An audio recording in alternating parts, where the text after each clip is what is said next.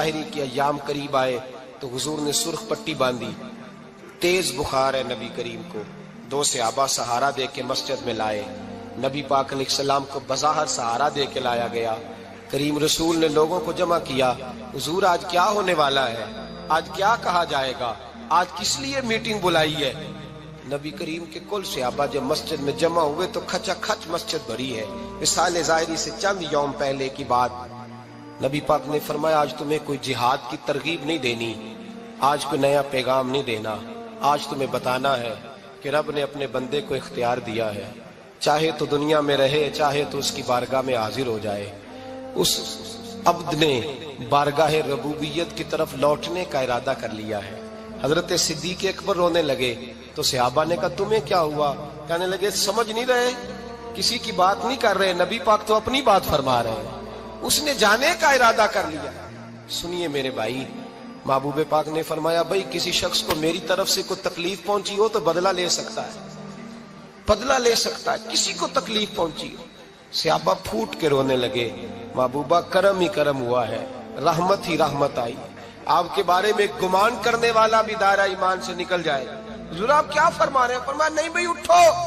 پیچھے سے جناب عکاشہ بن محصن اٹھے، ہاتھ کانپتے ہیں، آگے بڑھے، کہنے لگے یا رسول اللہ ایک جنگ کے موقع پر آپ نے درہ مارا تھا، ننگی پیٹھ پر صفیں سیدھی کراتے، بات دل میں رہ گئی ہے، میں نے بدلہ لینا ہے۔ نبی کریم نے فرمایا بلال دوڑ کے جاؤ، فاطمہ کے گھر درہ پڑا ہے، درہ لاؤ۔ سیدنا بلال حبشی کہتے ہیں میں گیا، دستک دی سیدہ طیبہ طاہرہ، حضرت فاطمہ فرمانے لگی بلال کیسے آئے ہو؟ اماں جی وہ درہ چاہیے تھا۔ سیدہ کو تشویش ہوئی، کہنے لگے بلال نہ تو جنگ پہ جانا ہے، نہ جہاد ہے، نہ کوئی ایسا موقع ہے، حضور کی تو طبیعت مبارک بظاہر بڑی علیل ہے، درہ کیا کریں گے؟ حضرت بلال عرض کرنے لگے اماں جی ایک صحابی بدلہ لینے لگے ہیں، صاحب طبقات نے جملے لکھے ہیں، کہتے ہیں بی بی صاحبہ نے درہ بھی دیا اور امام حسن حسین کو بھی باہر نکالا۔ فرمانے لگی عکاشہ سے کہنا 100 درے مارے، ان دو شہزادوں کے جسم پر نبی پاک کے قریب نہ جائے، میں نے 2 بچے پیدا ہی اپنے محبوب پر قربان کرنے کے لیے کیے، ان کو لے جائے۔ حضرت بلال کہتے ہیں میں 2 شہزادے لے کے آیا، اور جب دروازے میں میں لے کے پہنچا تو نبی پاک نے دیکھا تو آنکھوں میں آنسو آ گئے۔ فرمایا ان کو بٹھا دو، مجھے پتا ہے فاطمہ نے کیا کہہ کے بھیجا ہے۔ حضرت سیدنا بلال فرماتے ہیں درہ میں نے جناب عکاشہ کو دیا، حضرت عکاشہ درہ لے کے آگے جو بڑھے تو حضرت ابو بکر صدیق نے ان کے پیروں پہ ہاتھ رکھا، فرمایا عکاشہ میری طرف آ یار، مجھے مار درے، نبی پاک کے قریب نہ جا۔ مصطفیٰ کریم نے فرمایا ابو بکر تو ہٹ جا، اسے آنے دے۔ فرماتے ہیں میں چند قدم آگے گیا تو مولا علی شیر خدا نے میرے پیر پہ ہاتھ رکھا، کہنے لگے عکاشہ سوچ تو صحیح تو کیا کر رہا ہے؟ حضور نے فرمایا علی ہٹ جاؤ، میرا اور ان کا معاملہ ہے۔ جناب عکاشہ آگے بڑھ رہے، نبی کریم نے فرمایا میں اپنی امت کو درس دینا چاہتا ہوں، خبردار خبردار زندگی میں تمہارے ہاتھ سے زبان سے کسی کو تکلیف نہ پہنچنے پائے، خبردار یاد رکھنا وہ معاشرے بگڑ جاتے ہیں، وہ معاشرے تباہ کر دیے جاتے ہیں جہاں ظلم ہوتا ہے، جہاں زیادتی ہوتی ہے، جہاں لوگوں کو ستایا جاتا ہے۔ محبوب کریم کے قریب آئے حضرت عکاشہ کہ حضور میری پیٹھ ننگی تھی، آپ بھی ذرا کپڑا ہٹائیے۔ نبی کریم نے پیٹھ سے کپڑا ہٹایا، جناب عکاشہ نے درہ جو اٹھایا تو صحابہ کی چیخیں نکلی، حضرت عکاشہ نے درہ دور پھینکا، حضور کے بطن اطہر سے لپٹ گئے، چومنے لگے، کہنے لگے حضور وہ تو صفیں سیدھی کراتے لگ گیا تھا، آپ نے کہاں مارا تھا؟ یا رسول اللہ میں تو بہانہ بنا رہا تھا کہ جاتی دفعہ مجھے وجود چومنے کا موقع نصیب ہو جائے، مجھے یہ موقع نصیب ہو جائے۔ میرے حبیب نے فرمایا جس نے جنتی دیکھنا ہو میرے عکاشہ کی زیارت کر لے۔ بھائی ظلم کا دروازہ کھلا ہوا ہے اور لوگ بھول جاتے ہیں زیادتی کرتے ہوئے، وہ بہو سے ہی کیوں نہ کریں، وہ اپنے گھر کے بھول جاتے ہیں کہ شاید پوچھنے والا کوئی نہیں، شاید میزان نہیں لگے گا۔ ایران کے بادشاہ نے اپنے بیٹے کو پڑھانے کے لیے ایک استاد صاحب کا بندوبست کیا۔ استاد صاحب کو کہا کہ میرے بچے کو دین پڑھائیے، میں چاہتا ہوں کل اس نے عنان حکومت کو سنبھالنا ہے تو یہ دین سے آگاہ ہو جائے، اس کو کچھ سکھائیے پڑھائیے۔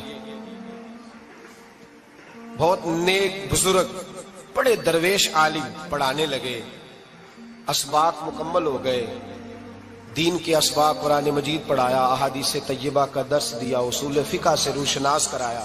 جب بچے نے مکمل تعلیم حاصل کر لی اور آمین ہو گئی، دستار ہو گئی، فارغ ہو گئے، تو پھر ایک دن استاد صاحب نے کہا بیٹے کل تم نے ضرور آنا ہے، کچھ بات کرنی ہے۔ شہزادہ گیا ملنے استاد صاحب سے، استاد صاحب نے کنڈی لگا لی، ہاتھ میں درہ پکڑ لیا، مار مار کے پورے وجود کو زخمی کر دیا، کوئی غلطی نہیں، کوئی بات نہیں، مارا۔ اب بچہ آیا آ کے بادشاہ سلامت سے کہا کہ ابا جی سمجھ نہیں آئی، بڑا مارا ہے استاد۔ تو سیانے تھے نا بادشاہ، یہاں تو قاری صاحب روز کٹہرے میں کھڑے ہوتے ہیں، مولوی صاحب آپ نے میرے بچے کو کیوں مارا ہے؟ آپ 8,000 کے مولوی ہیں، میرا کئی کروڑ کا بچہ ہے، سویرے بدل لیں گے، خبردار آپ نے بچے کو ہاتھ لگایا، اپنی حیثیت میں رہے معاذ اللہ۔ جو قومیں استادوں کو کٹہروں میں کھڑا کرتی ہیں وہ ترقی نہیں کر پاتی، جو استادوں کو کٹہروں میں روز کھڑا کرتے ہیں۔ کہا ابا جی بڑا مارا ہے، تو والد بڑے سمجھدار تھے، کہنے لگے بیٹا استاد باپ ہوتا ہے، وہ زیادتی نہیں کرتا، کوئی بات ہوگی میں تیرے استاد کو کٹہرے میں نہیں بلاؤں گا۔ اماں سے بات کی، اماں کہنے لگی بیٹا میں تیرے باپ سے کیسے بات کروں، ڈرا تھا۔ وقت گزر گیا، 22 سال بیت گئے،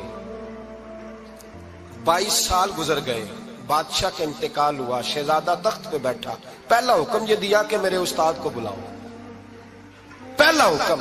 استاد جی بوڑھے ہو گئے تھے، چھڑی کے اوپر ٹیک لگا کے آئے اور بھویں سفید ہو کے جھک گئی تھیں، یوں آنکھ کھول کے بڑی مشکل سے دیکھا، کہنے لگے شہزادے حکم ہو۔ کب میں شہزادہ نہیں، اب میں بادشاہ بن گیا ہوں۔ استاد جی 22 سال بیت گئے، آپ نے مارا تھا، پر وہ درد چونکہ زیادتی کی تھی، میرا قصور کوئی نہیں تھا، تو نہ میری روح سے درد گیا ہے نہ میرے جسم سے گیا ہے، میں بے اختیار تھا، پوچھ نہیں سکتا تھا، آج با اختیار ہوا ہوں۔ سب سے پہلے پہلا حکم آپ کو دیا، بلایا ہے، بتائے کیوں مارا تھا، کیوں مجھے مارا تھا، میری زیادتی بتائے۔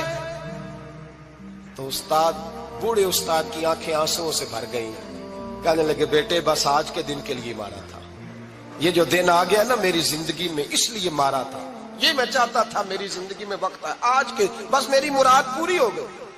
کہا صاحب کس لیے، مجھے بھی سمجھائے۔ آپ فرمانے لگے کتنی دیر ہو گئی تجھے مار کھائے ہوئے، کتنا زمانہ بیت گیا؟ کہنے لگا 22 سال۔